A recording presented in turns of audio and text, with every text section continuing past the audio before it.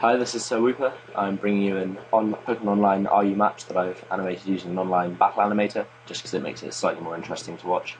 This is a post-narration, so I've already had the battle. And it's, as I said already, I believe, RU today.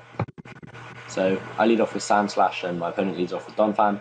I go for the knockoff first turn rather than the Stealth Rocks, just so I can get rid of his leftovers, break his sturdy, and ensure that if needs be I can one-hit KO him later on in the match.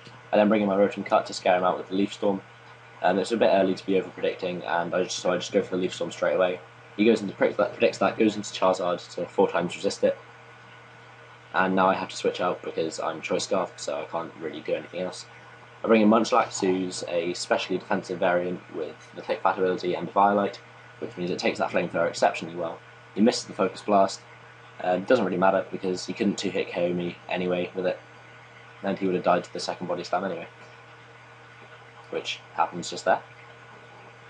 Anyway, he then brings in his Floatzel, and I was expecting him to be Choice Banded, so I went into Tangrowth to resist the Waterfall, but he tricks me a Flame Orb, which is really kind of inconsequential because I end up dying fairly soon anyway.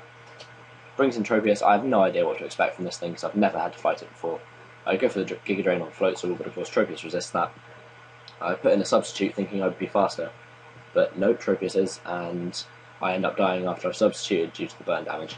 So Tangrowth really doesn't get to do anything this game at all. I go back into Sand Slash now, not really sure why. I think I just decided to set up my rocks here. And here we both decide to go for Rapid Spin just to get rid of the other Sentry hazards. This is kind of key to my team because it revolves around a Scyther, which takes 4 times damage from Stealth Rock.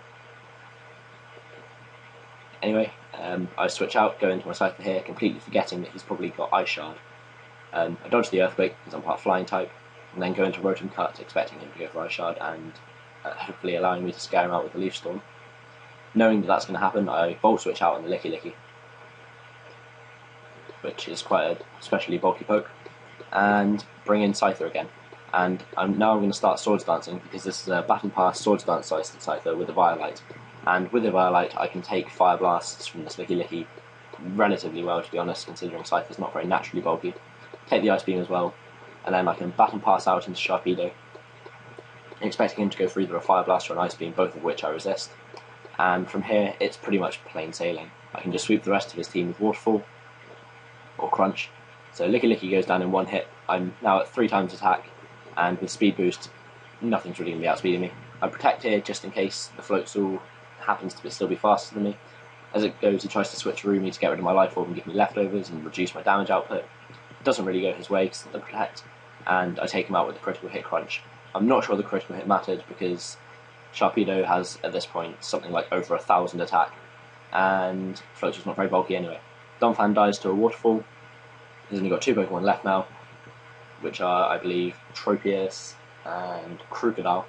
Tropius can't take a Crunch, so that goes down as well, and the fact that Crocodile is probably Choice Scarfed is fairly irrelevant at this point, as I have 3.5 times speed, so it dies to a Waterfall, and that's a good game. Thanks for watching. Let me know if you've got any kind of criticisms of my narration or anything that I can do to improve.